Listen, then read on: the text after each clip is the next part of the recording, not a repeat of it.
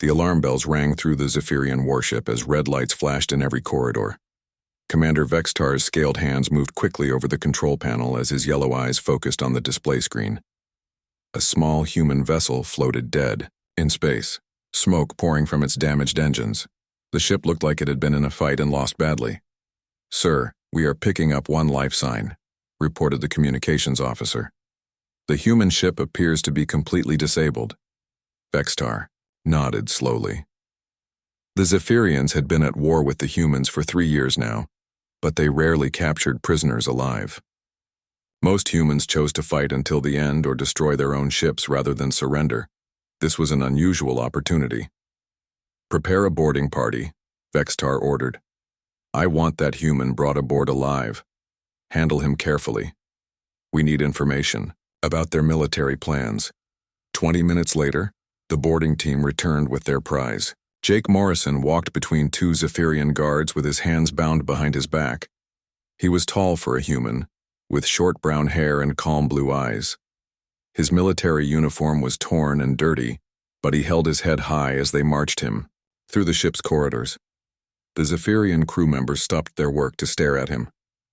Most had never seen a human up close before. They whispered to each other in their clicking language, pointing at his strange, smooth skin and the way he walked upright without a tail to balance him. Jake looked around with obvious curiosity as they led him deeper into the ship. He studied the wall panels, the ceiling design, and even the floor patterns. When they passed the engine room, he tilted his head slightly as if listening to something. "Your engines sound a little rough," Jake said to one of his guards. "Might want to check the plasma flow regulator. That grinding noise usually means the magnetic containment is running too hot." The guard, a young soldier named Crix, was so surprised he nearly dropped his weapon. Prisoners were not supposed to give advice to their captors. They were supposed to be afraid and silent. "Silence, human," growled the other guard, Thane. But even he seemed confused by Jake's helpful tone. They reached the detention level and pushed Jake into a small metal cell. The room was bare except for a simple sleeping platform and a waste disposal unit. Most prisoners would have looked around in despair at their new home. Jake simply nodded, as if approving of the accommodations. "Not bad," he said, testing the sleeping platform with his hand. "Decent air circulation, too. Thanks for not putting me in some dark hole." Crix and Thane exchanged glances. In their culture, prisoners were meant to suffer. The cell was designed to be uncomfortable and depressing. Why was this human acting like he was checking into a hotel? After the guards left, Jake began to explore his small space. He walked around the edges, counting his steps. He tested the walls for strength and examined the door mechanism. But instead of looking for ways to escape, he seemed to be learning about his environment. Jake pulled off his torn jacket and folded it neatly. He placed it on the sleeping platform like a pillow.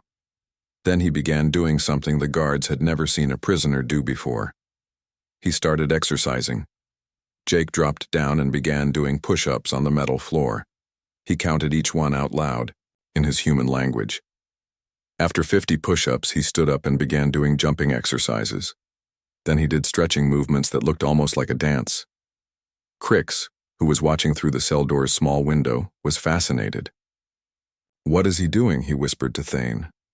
"I have no idea," Thane replied. "Maybe humans go crazy when captured." But Jake did not look crazy. He looked calm and focused. After his exercise routine, he sat cross-legged on the floor and closed his eyes. His breathing became slow and steady. The 2 guards had never seen anything like it. "Is he sleeping with his eyes closed while sitting up?" Crix asked. "I think he is meditating," Thane said. "I read about this in the files about human behavior. They do this to calm their minds." For 30 minutes, Jake sat perfectly still. Then he opened his eyes and smiled slightly. He began humming a tune under his breath. It was a gentle, pleasant sound that somehow made the cold metal cell seem less harsh. Jake stood up and began organizing his space. He used his torn jacket to mark off different areas. One corner became his sleeping area.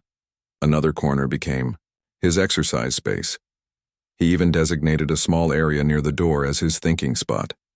When the evening meal arrived, Jake thanked the guard who brought it. He examined the food carefully, sniffed it, and then ate it slowly while sitting in his designated eating area. The Zephyrian food was designed to provide nutrition without any pleasure, but Jake seemed to find something to appreciate in every bite. "This has an interesting mineral taste," he told the guard. "Reminds me of cave fish I used to catch back on Earth. Not bad at all." The guard left quickly, unsure how to respond to a prisoner who complimented prison food. That night, as Jake settled down to sleep, he began talking to himself quietly. The guards on night duty listened carefully, thinking he might reveal military secrets. Instead, Jake seemed to be reviewing his day and making plans for tomorrow. "Need to work on upper body strength more," he murmured.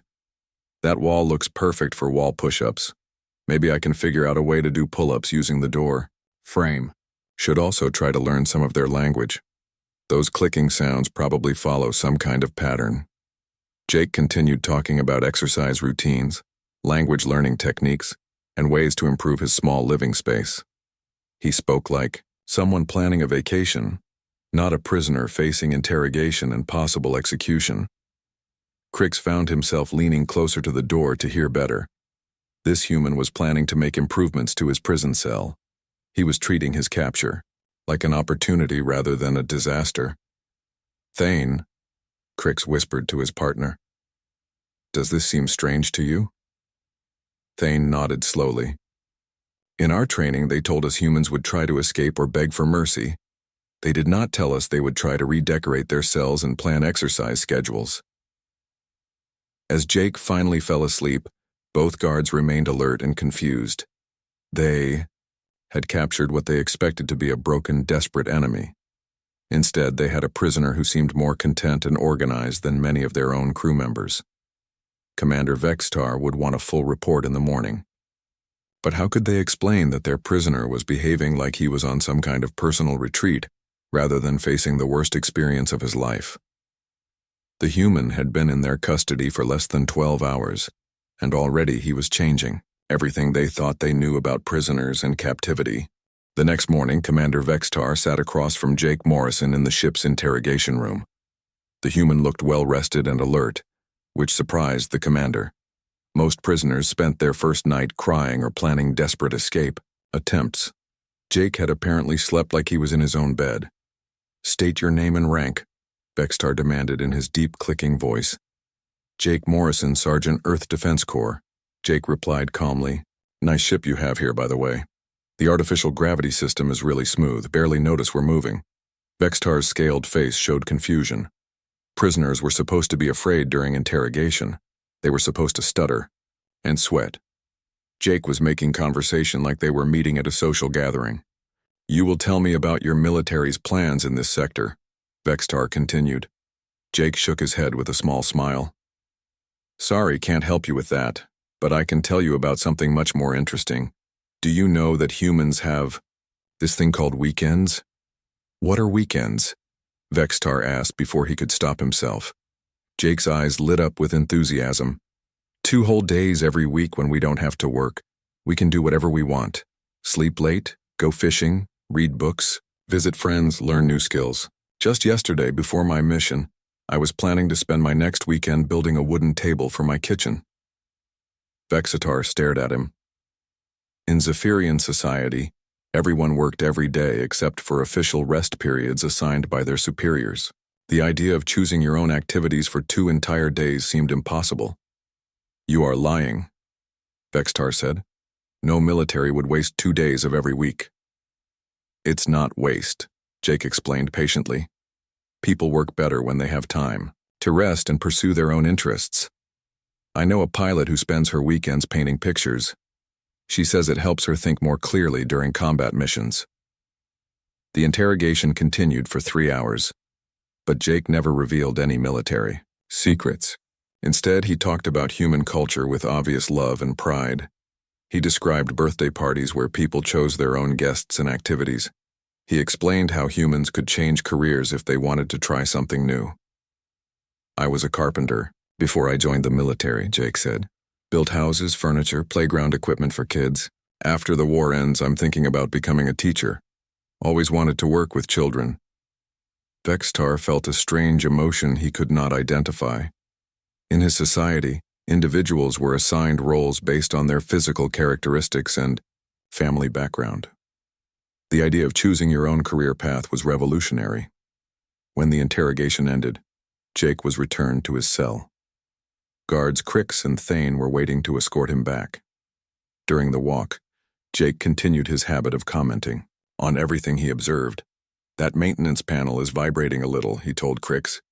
"Probably just loose screws, but you might want to tighten them before they work completely free." Crix made a note to check the panel later. In the past day, Jake had made 6 casual observations about the ship's systems, and all of them had been correct. The humans seemed to notice things that the crew had overlooked. Back in his cell, Jake resumed his daily routine. He did his exercises, meditated, and began working on a new project. Using small pieces of debris he had found in the corners of his cell, he was building what looked like a puzzle or game. What is he making now? Thane wondered aloud. Jake heard him and looked up with a smile. "Just a little brain teaser. Helps. Keep the mind sharp. Want to see how it works?" Before Thane could refuse, Jake was explaining the rules of a human puzzle game. He had created it using bits of metal and fabric from his cell. The goal was to arrange the pieces in a specific pattern, using logic and spatial thinking. Despite himself, Thane found the game interesting. It was more complex than anything in Zephyrian recreation programs, yet Jake had created it from garbage in a prison cell. Word about the strange human prisoner began to spread through the ship. During their off-duty hours, crew members found excuses to walk past Jake's cell. They watched him exercise, meditate, and work on his various projects. Jake had begun teaching himself the Zephyrian language by listening to the guards' conversations. He would repeat their words quietly to himself, working out the grammar patterns. When he made mistakes, he would laugh and try again. "I think their word for food has 3 different tones depending on whether you're hungry, eating, or finished. Eating," he told himself one day. "That's actually pretty clever. More efficient than having separate words." Engineer Nixra was passing by when she heard this comment. She stopped and stared at the human through the door window. Jake had figured out in 3 days what took most aliens months to understand about their language structure. That evening, young soldier Keith was assigned to guard duty outside Jake's cell. Unlike the older guards, Keth was curious about the prisoner's strange behavior. "Human," Keth said quietly. "Why are you not sad about being captured?" Jake looked up from his meditation position. "Well, being sad wouldn't change anything, would it? I'm here, you're here, we're both just doing our jobs. Might as well make the best of it." "But you are a prisoner. Prisoners are supposed to suffer." Jake tilted his head thoughtfully. "Says who? I mean, I can't leave this room, but I can still think, learn, exercise, and create things. My body might be confined, but my mind is still free." Keth had never heard anyone talk about freedom and imprisonment this way. In Zephyrian culture, your role defined everything about you. If you were a prisoner, you were meant to be miserable. If you were a soldier, you were meant to follow orders without question. "Do all humans think like you?" Keth asked. "Not exactly," Jake replied. "But most of us believe that we should have the right to make choices about our own lives. What we do for work, who we spend time with, what we learn, how we express ourselves. Even in the military, we volunteer to serve. Nobody forced me to become a soldier." This concept was so foreign to Keth that he had trouble understanding it. Every Zephyrian was assigned their role at birth based on their family line and physical characteristics. Choice was not part of their vocabulary. "What would you choose if you could do anything?" Jake asked gently. Keth looked around nervously before answering. I think I would like to study the stars, learn about planets and how they form, but soldiers are not allowed to study astronomy." Jake nodded sympathetically. "That's tough. On Earth, we have people who study stars for their whole lives. We call them astronomers. Some of them started as soldiers, farmers, or even prisoners. If studying stars makes you happy, there should be a way for you to do it." For the rest of his guard shift, Keth found himself thinking about Jake's words.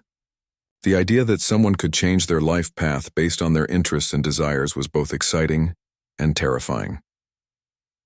As the days passed, more crew members found themselves drawn to conversations with the human prisoner. Jake never complained about his situation or asked for special treatment. Instead, he shared stories about human freedom and creativity that planted seeds of doubt in their minds. They began to wonder why their prisoner seemed happier and more fulfilled than they were, even though he was the one locked in a cell. By the end of the first week, Jake Morrison had become the most talked-about individual on the Zephyrian warship. Crew members who had never spoken to each other were gathering in small groups to discuss the human prisoner's strange behavior. Jake's daily routine had evolved into something that fascinated his captors. Every morning he woke up at the same time without any alarm. He would spend 15 minutes stretching and exercising, then sit quietly for meditation. After breakfast, he would work on improving his Zephyrian language skills by practicing conversations with himself. "Good morning, Guard Crix," Jake would say in careful Zephyrian when his food arrived.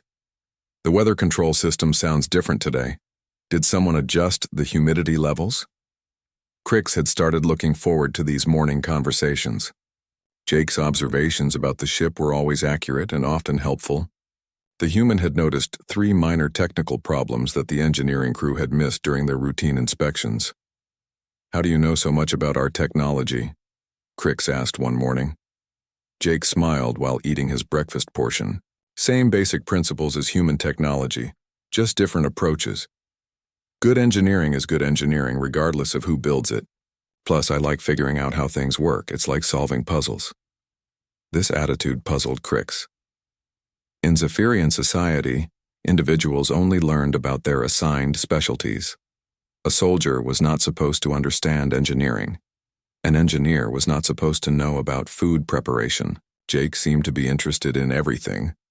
The most dramatic example of Jake's unusual knowledge came during the second week of his captivity. The ship's main power grid developed a serious problem that caused lighting failures throughout several decks.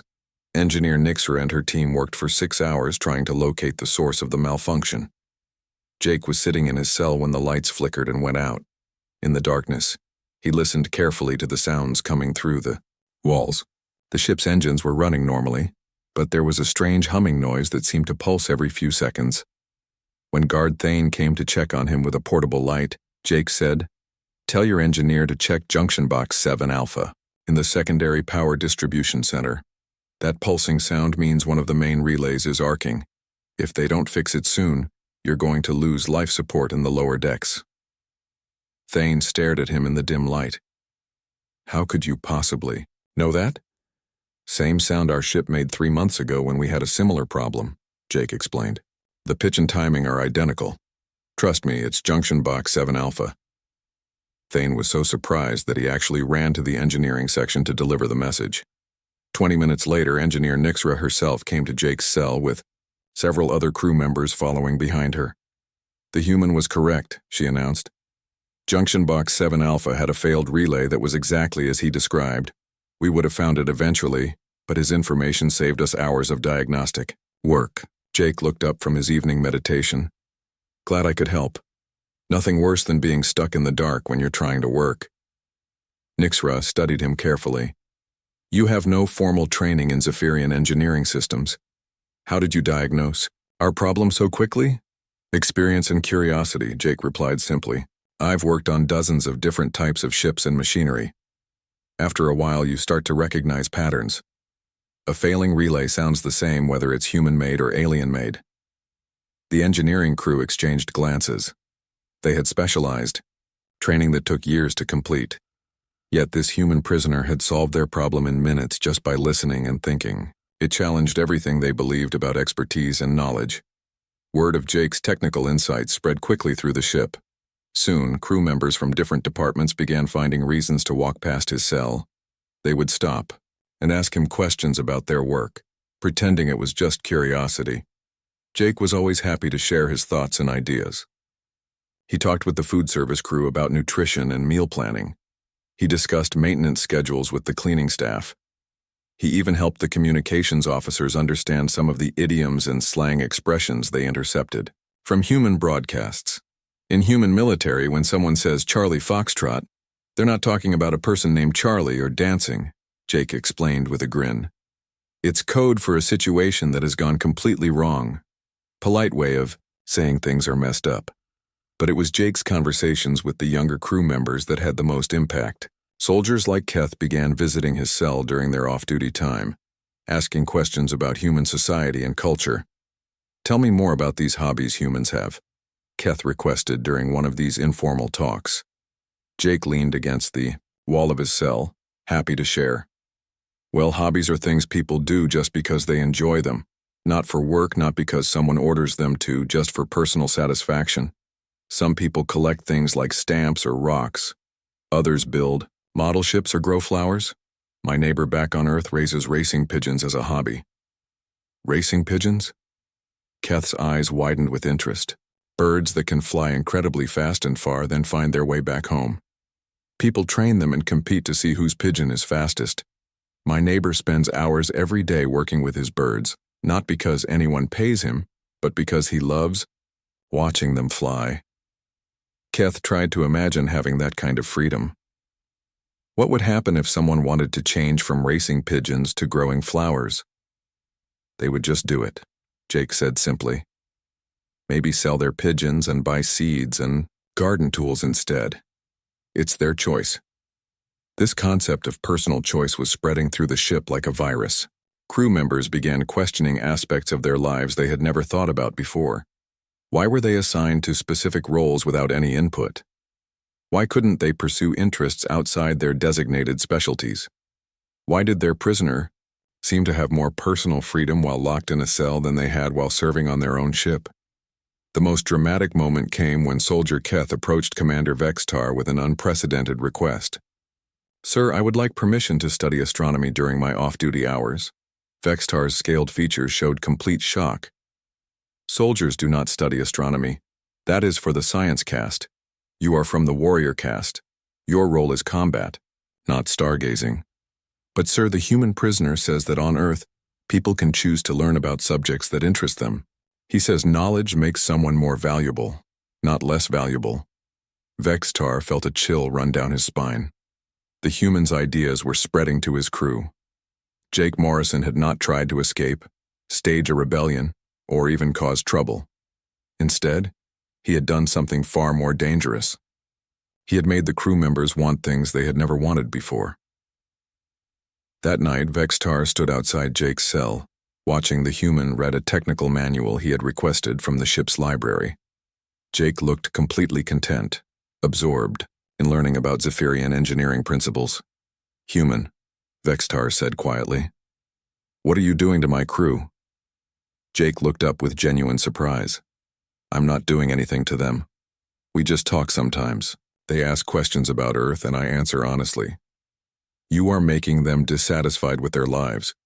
Jake considered this carefully. I don't think I'm making them dissatisfied.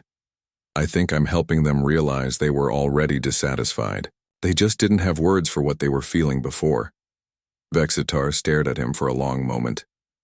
You may be the most dangerous prisoner we have ever captured. Jake smiled sadly. I'm just a carpenter who became a soldier, Commander. All I've ever wanted is the freedom to make my own choices and help other people do the same. If that makes me dangerous to your society, maybe your society is the real problem. 3 weeks after Jake Morrison's capture, Commander Vextar received a report that would change everything.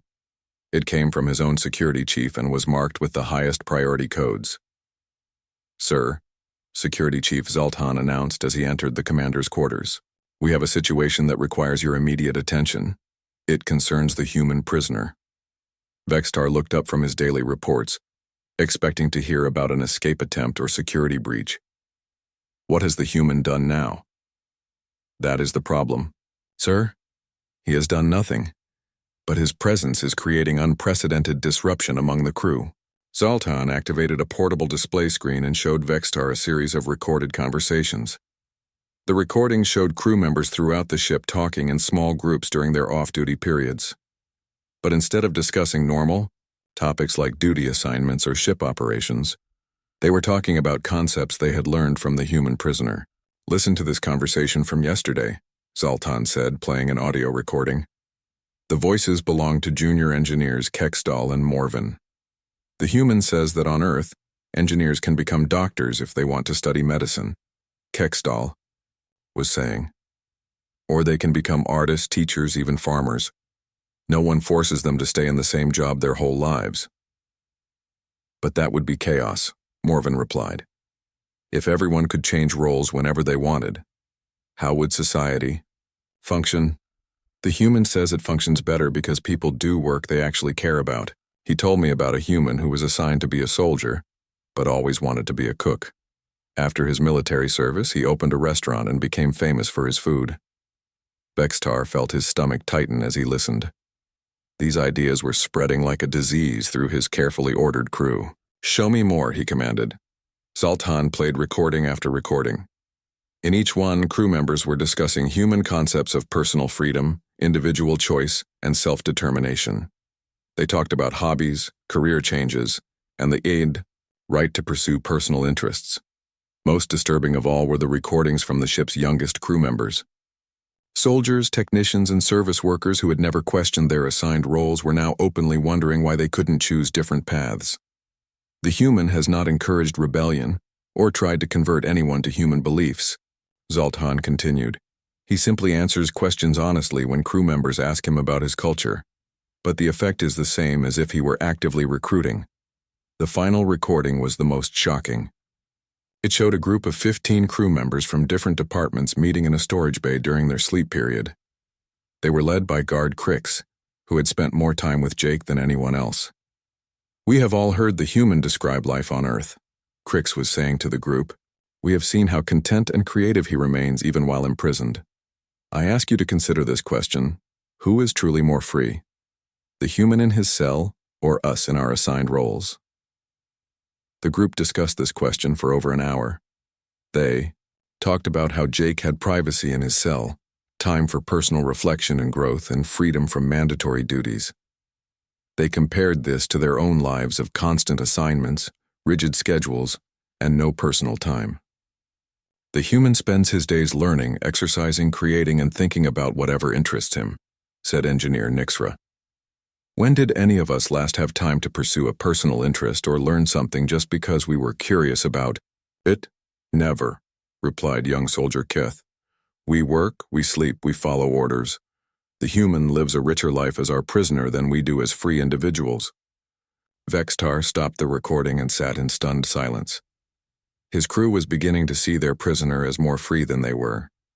Jake Morrison had accomplished something no military enemy had ever managed. He had made Zephyrians question the fundamental structure of their society. "What do you recommend, Security Chief?" Vextar asked. "We could place the human in complete isolation," Zoltan suggested. "No contact with crew members, no opportunities for conversation." Vextar considered this option, but he knew it was too late. Jake's ideas had already spread throughout the ship. Isolating him now would only make the crew more curious about what their leaders were trying to hide. "Sir," Zoltan continued hesitantly, "there is one more thing. Yesterday, Guard Crix submitted a formal request that I have never seen before, in 20 years of service." "What kind of request?" "He asked to be confined to quarters identical to the human prisoner's cell.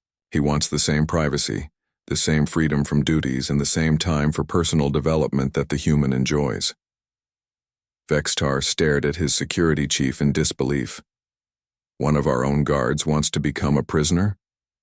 "Not just Crix, sir. Since yesterday, 12 other crew members have submitted similar requests. They want to be placed in cells where they can have personal time, privacy, and freedom to pursue their own interests." The magnitude of the situation finally hit Vextar. His crew members believed that becoming prisoners would give them more freedom than their current lives as Zephyrian military personnel. That evening, Vextar went to see Jake Morrison personally. The human was sitting cross-legged on his cell floor, working on what appeared to be a complex mathematical equation using pieces of metal to represent numbers and symbols. "What are you working on?" Vexitar asked. Jake looked up with his usual calm smile. "Trying to figure out the efficiency ratios in your ship's power distribution system. If my calculations are right, you could increase your energy output by about 12% just by rerouting some of the secondary power flows. Why are you helping us improve our ship? We are your enemies." Jake set down his makeshift calculator and looked directly at Vextar. "Because learning and solving problems makes me happy. It doesn't matter whose ship it is. A good solution is a good solution. My crew members are requesting to be placed in cells like yours." "Really?" Jake seemed genuinely surprised. "Why would they want that?" Vexitar struggled to find words for concepts his language barely contained. "They believe you have more personal freedom as our prisoner than they have as our crew members." Jake was quiet for a long moment, clearly thinking about this carefully. "Commander, can I ask you something?" "What?" "When was the last time you did something just because it made you happy? Not because it was your duty or because someone ordered you to do it, but just because you wanted to?" Vexitar opened his mouth to answer, then closed it again. He could not remember a single time in his adult life when he had acted purely on personal desire rather than duty or obligation. "I see," Jake said softly, reading the expression on the commander's scaled face. "That's why your crew members want to join me. They see that I have something they've never had, even though I'm locked in this cell." "And what is that?" Jake smiled sadly. "The right to be myself." That night, Vextar lay awake in his quarters, staring at the ceiling. For the first time in his life, he wondered what he might have chosen to become if choice had ever been an option. The thought terrified and excited him at the same time. 1 month after capturing Jake Morrison, Commander Vexistar received orders from Zephyrian High Command that would force him to make the most important decision of his life. The message appeared on his private communication screen in the early hours of the morning shift. "Return immediately to Homeworld with human prisoner for interrogation by Central Intelligence. Departure required within 72 hours. No delays acceptable." Vextar stared at the message for a long time. He knew what happened to prisoners who were sent to Central Intelligence. They were broken down systematically until nothing remained of their personality or spirit. Jake Morrison would be destroyed, piece by piece, until he became an empty shell. But there was another problem. Vexitar was no longer sure he could trust his own crew to carry out this mission. Over the past weeks, Jake's influence had spread throughout the ship like ripples in water. More than half the crew had submitted requests to be placed in cells similar to the humans. Work efficiency had actually improved because crew members were inspired by Jake's example of finding meaning and purpose in any situation. Vextar called an emergency meeting of his senior officers. When they assembled in the briefing room, he could see the change in their faces. They looked more alert, more alive than they had in years. Even his most rigid officers had been affected by the humans' presence. "We have received orders to return to Homeworld immediately," Vexitar announced. "The human prisoner will be transferred to Central Intelligence for enhanced interrogation." The senior officers exchanged worried glances. They all knew what enhanced interrogation meant. "Sir," said Security Chief Zoltan carefully, "may I speak freely?" "Go ahead." "The human has caused no security problems. He has actually helped us solve several technical issues and improved ship morale. Destroying him seems wasteful." Engineer Nixra nodded in agreement. "His insights into our power systems alone have been invaluable. He could teach our engineers things they never learned in their training." "That is exactly the problem," Vextar replied quietly. "Central Command sees the human's influence as a threat to our social order. They want him eliminated before his ideas spread beyond this ship." Young Officer Keith, who had been promoted despite his unusual request to study astronomy, spoke up boldly. "Sir, what if his ideas deserve to spread? What if the human is right about freedom and individual choice?" The briefing room fell silent. No Zephyrian officer had ever questioned their social system so directly in an official meeting. Vextar looked around at his officers and realized that Jake Morrison had accomplished something impossible. Without weapons, without violence, Without even leaving his cell, the human had started a revolution in the minds of an entire Zephyrian crew. "I need time to think," Vextar said finally. Dismissed. That night, Vextar walked through the ship's corridors, observing his crew more carefully than he had in years. He noticed things that had been invisible to him before. Crew members moved with more purpose. They talked with more enthusiasm. They seemed more alive. He stopped outside Jake's cell and found the human reading a technical manual while eating his evening meal. Jake had learned enough Zephyrian to read complex engineering, text, something that should have taken years to achieve. "Human," Vextar said, "I have received orders to take you to our homeworld for interrogation." Jake looked up calmly. "I figured this day would come eventually. Will I have time to finish this chapter? It's about quantum power coupling, and I'm finally starting to understand how your people solved the stability problem." Even facing his probable death, Jake was concerned about completing his learning. This attitude summarized everything that was different about humans and Zephyrians. "Jake Morrison," Vextar said, using the human's name for the first time. "My crew wants to defect to human space. They want to request political asylum because they believe human society offers them freedoms that our society never will." Jake set down his book and studied the commander's face carefully. "What do you want, Vextar?" "I want to understand how you can be so content while imprisoned when my crew feels trapped even though they are free." Jake smiled sadly. "They're not free, and you know it. They're assigned roles at birth, given no choices about their lives, and expected to find satisfaction in duty alone. I may be in a cell, but my mind is free to think, learn, and grow. That's more freedom than your society allows anyone. If we took you to the neutral zone and contacted your military for prisoner exchange, what would happen?" "They would probably negotiate for my release," Jake replied. "But Vexatar, I'm just one person. The real question is what happens to your crew, members who have started thinking about freedom and choice. Will you force them to return to lives that no longer satisfy them?" Vextar was quiet for several minutes, considering options that would have been unthinkable a month ago. "If I were to refuse my orders and seek asylum in human space, would your people accept us?" Jake leaned forward intently. "Are you serious about this? My crew is requesting to become prisoners because they believe it would give them more freedom than their current lives. That tells me everything I need to know about our society versus yours. Commander, if you and your crew genuinely want asylum, humans would welcome you. We judge people by their actions and intentions, not by their species or background. But you need to understand that human freedom comes with responsibility. People are expected to make their own decisions and live with the consequences.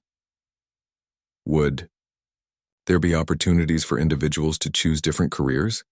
Could a soldier become an astronomer if that was their desire?" Jake grinned. "Absolutely. We'd probably set up special programs to help Zephyrian refugees find new roles that match their interests and abilities. Your people's discipline and intelligence would be valued in any field they chose." Over the next 2 days, Vextar held private meetings with every member of his crew. One by one, they told him the same thing. They had experienced a glimpse of what life could be like through Jake's example, and they could not return to their old existence. On the morning of the 3rd day, instead of setting course for Zephyrian homeworld, Vextar ordered his ship toward the neutral zone. He sent a message to both Zephyrian Command and Human Defense Corps. "This is Commander Vextar of the Zephyrian warship Talon's Edge. My crew and I formally request political asylum in human space. We renounce our allegiance to the Zephyrian Empire and ask for the opportunity to build new lives in a society that values individual freedom and choice." Jake Morrison was released from his cell and appointed as cultural liaison to help the Zephyrian refugees understand human society. The first thing he did was give Vextar a tour of the ship as a free individual rather than as a prisoner.